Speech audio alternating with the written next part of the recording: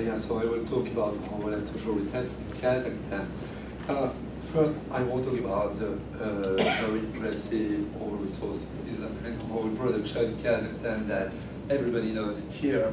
But what I would like to recall here is that about 3/4 of oil resources are situated in the west of the country, largely isolated from all the rest of economic activities and the zones of highest population concentrations, which are mainly situated in the east and in the north. These operations are so especially remote, as Kazakhstan is a large country. And the growth in recent years of the numbers of strikes, of social conflicts, social tensions in oil producing regions reveals today's increasing frustration among the populations in these regions. So, what is happening in Kazakhstan? First, the construction phase of the deficits is nearing an end, which means that employment will fall and will continue to fall in the years to come. As we have already seen in other regions of the world, it's rather difficult to generate long-term employment in oil-producing regions, and what is more, when these regions are isolated, which is the case in Kazakhstan. Second, it has been observed that Kazakhstan has not seen a growth in income inequality.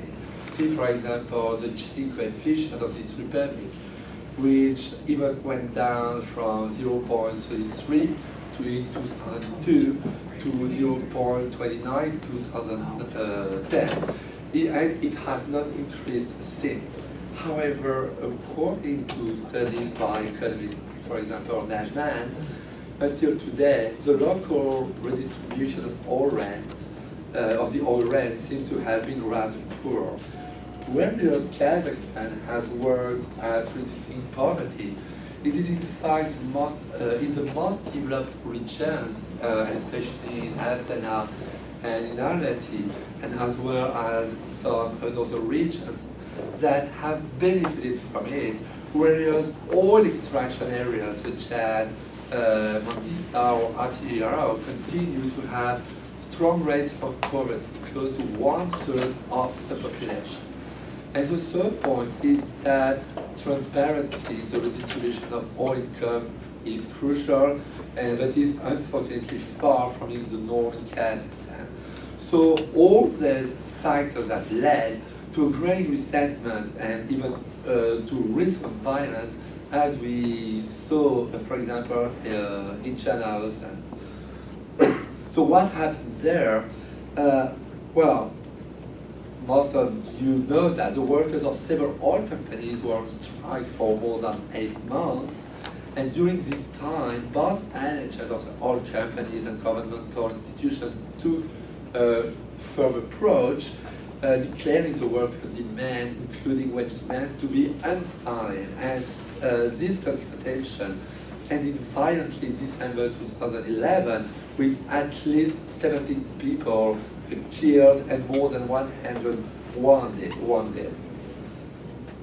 What were the movement's motivations? First of all, the key regions of Kazakhstan where the oil is tapped all suffer from social and economic hardships, despite the investment of the governments in private investments.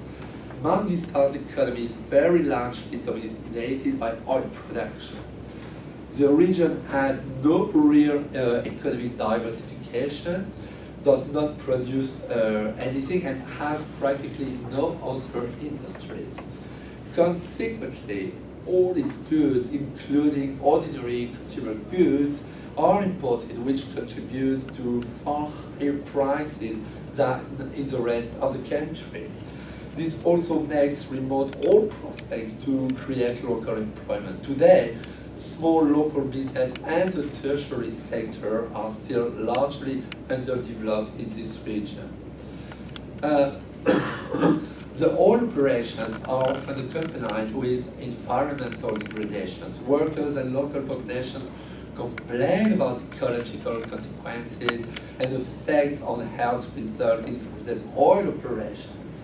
And in a country that used to be a nuclear testing ground under the Soviet regime. Ecology remains, of course, a topic, a very important topic amongst populations.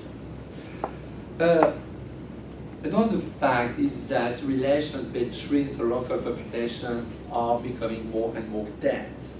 Recent years have seen growing tensions between local populations and Oromans, that is the repatriates, Kazakh repatriates from other countries, but also with foreign workers who work for oil companies. And these tensions are having a growing influence on local policy with in particular a growing nationalist sentiment, or rather a regionalist sentiment. The tensions grow in accordance with increases in unemployment.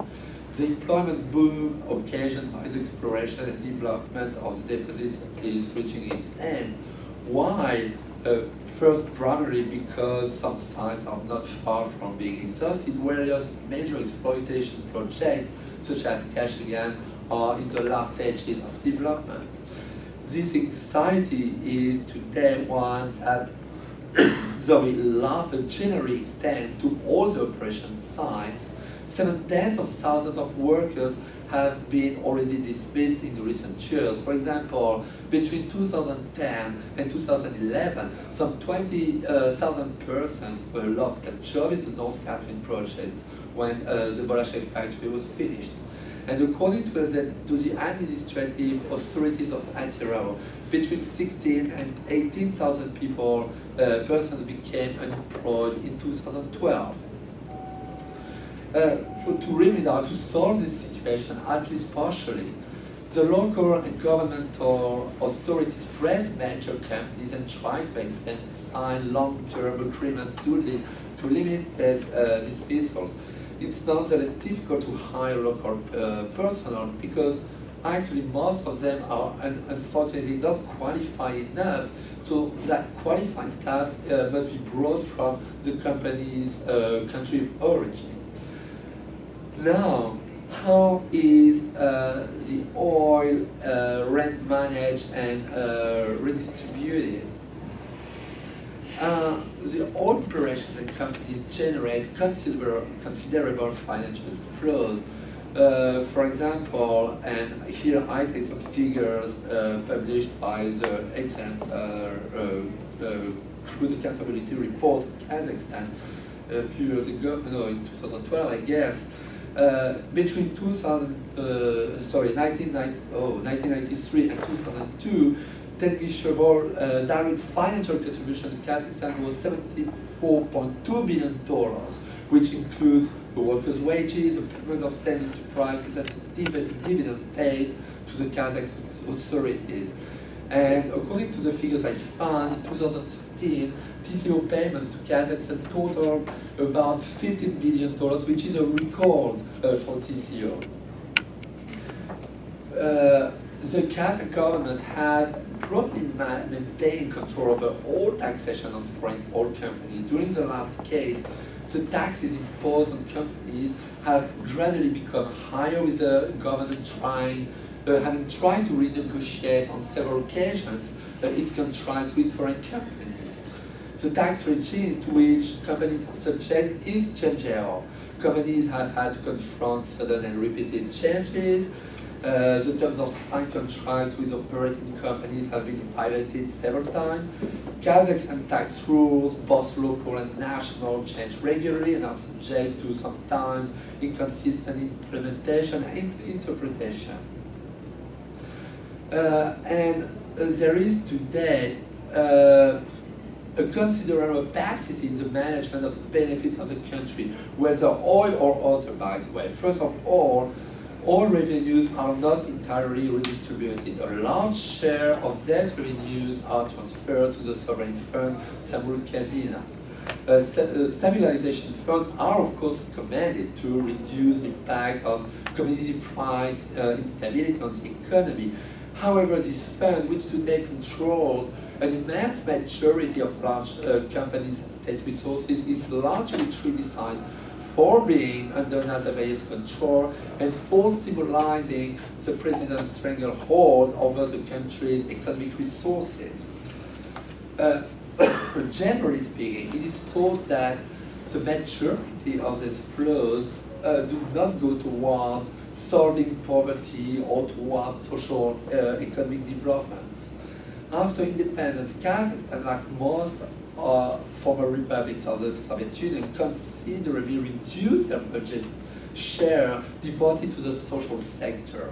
The state has had hoped that such reductions could at least partially be made up by all extractions and contributions from operating companies. Fiscal reforms increase the share of the contributions from all revenues to state budget. For example, the government lowered VTA rates and reduced social taxes, a reduction that it compensated for by increasing taxes on the oil sector. It is observable today that in the main regions of oil exploitation in Kazakhstan, the major oil companies tend to replace the state and the regional governments in the development and even in the simple maintenance of several social infrastructures, including medical, educational, or supervision of youth or old age people. These companies are often under contractual obligation to maintain this social infrastructure and often invest rather considerable sums in it. However, does this financing bring any real results? Well, not necessarily. According to the local populations, the opaque method of spending this budget, the mechanisms used to implement the projects make them ineffective. Currently, the evaluation process of the main social needs, the formulation of projects and their implementation are carried out in close collaboration with the local authorities and thus remains largely outside of public control. This negative perception of the population on how projects are chosen, the methods of carrying out development projects, and the lack of positive consequences on society can of course be overestimated, but I think it really reveals growing resentment in the population, in particular in the areas running oil operation. It's difficult, moreover, to carry out sociological studies in Kazakhstan, especially on this kind of sensitive topics like oil extraction. But in the end of the 2000s, a study conducted by Soros Foundation in Kazakhstan in 5 oil production regions in the country shows that the majority of the population consider most of the projects to be either ineffective or useless. Sorry. Concrete facts give fuel to these feelings of discontent. Beyond the blatant lack of infrastructure and the everyday problems confronting population in all extractive regions, such as access to potable water, some development projects have been criticized as emblematic of the irrationality of the system of management of the oil run by the central authorities, both regional and local. Chevron, for example, gave $10 million for the construction of a large bread factory situated in the Atyrau Oblast. This project was supposed to illustrate the commitment of the local government to feelings of population and, in a general way, to the social development of the western region. However, this factory today functions at least less than 15% of its capacity, since it can produce much more than the need of local consumption without the necessary infrastructure to transport its production to more distant parts of the country. And in the absence of any effective supervision of social investment, distrust and tensions between the government and oil companies on the one hand, and society on the other, are continuing to grow. How many is? 3. 3, all right. Okay. Going to my very last point, a very short point, and coming back to Jonathan, the decision, I think, and according to what we see in Kazakhstan, the decision to repress the demonstration violence in Jonathan has really contributed to further distancing the government from society. According to maturity of the Kazakh population, both the authority and the employers have violated the fundamental rights of workers, including those of freedom of associations, of expression, and also right to strike. And rigged trials, such as, for example, trials based on false confessions, have really contributed to intensifying the scandals. These events have shown that Kazakhstan, considered as the most politically stable and the most economically powerful country promised for rapid development, is actually not that stable, and is far from a stable social contract. As a conclusion, and what I think is important, is that the Jonathan strike and the violent incidents that ensued are not simply a temporary incident, but are really revealing, I think, sporadic resettlement violence. They give rise to numerous other social movements throughout the country, in other projects, in the mining sector, such as, for example, with Kazakh copper, giant Kazakh mills, or even the coal producer ArcelorMittal in Temirtau, which is at the center of Kazakhstan, near to Karaganda. Some wage demands were, by the way, immediately met by employers who greatly fear that the strikes might degenerate into uncontrollable violence. And once again, the true cause of this dominating effects goes far beyond wages issues. Employees complain about poor security conditions, serious accidents due to obsolete equipment, and an absence of decent health insurance. So the durability of the labor market in these sectors linked to reserves in the process of exhaustion is really a recurrent topic of concern for local population, and that the government is, I think, really more and more concerned about, or really have to be more and more concerned about. And I will stop here. Thank you. Thank you very much.